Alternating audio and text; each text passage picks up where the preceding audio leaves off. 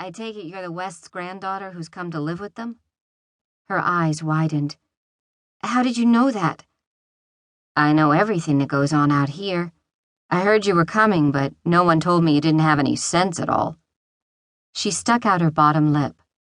What makes you think I don't have any sense? He tilted his head and raised an eyebrow, then pointed a thumb in the direction of the tumbling water. Who would jump into Deep Creek in the dead of winter if they had any sense? Emma felt her face redden. I didn't mean to jump in. I didn't even know the water was there. I was just running away from that awful house, and the next thing I knew, I was in the water. I suppose I should say thank you to you for pulling me out. I guess you've saved my life. Then go ahead and say it. She looked at him out of the corner of her eye. Say what? Thank me. Thank you. You're welcome. Emma started to shake and hugged herself tightly. The cold penetrated into her bones. You need to get on home, he said. You're starting to shiver. Do you know how to get back to your house? Emma gazed around. She had been carried downstream for what seemed like an eternity while under the surface of the water. Nothing looked familiar. I wonder how far I came, or how to get home. No, I guess I'm lost. Come on, I'll take you home. He walked away, and she tried to follow him, but her legs gave way and she flopped back down on the tree trunk.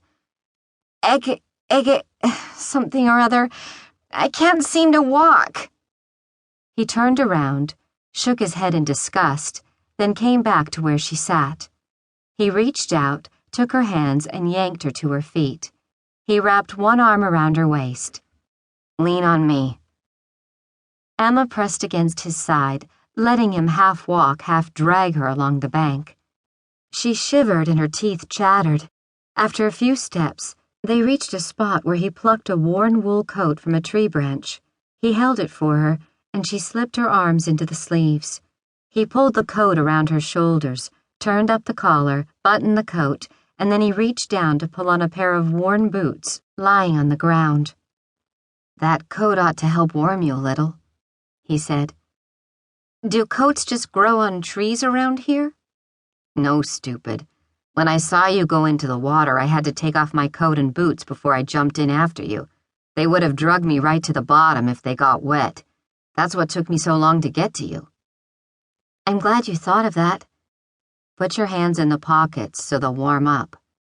She plunged her hands into the pockets of the coat and felt an assortment of shapes inside.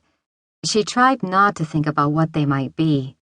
He bent to pick up a worn cowboy hat tossed on the ground, slapped it on his thigh to shake off the pieces of leaves and dust, and placed it on his head.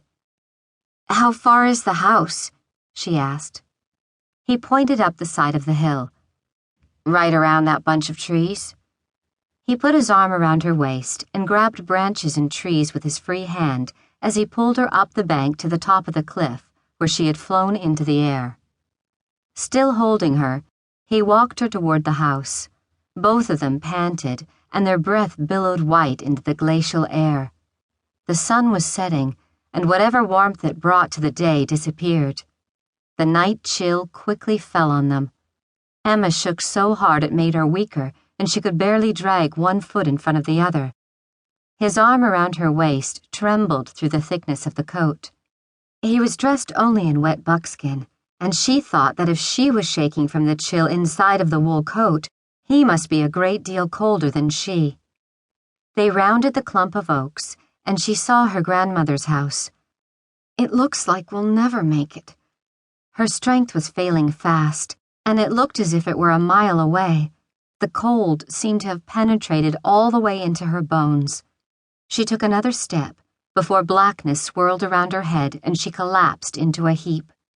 She lay there in the snow, clinging to consciousness. Akecheta shook his head and sighed. He grasped her under the arms and threw her over his shoulder like a sack of flour. He carried her to the house, up the back stairs, pounded on the door, and yelled, "Miss West, I got your granddaughter here." Grandma opened the door and let them in.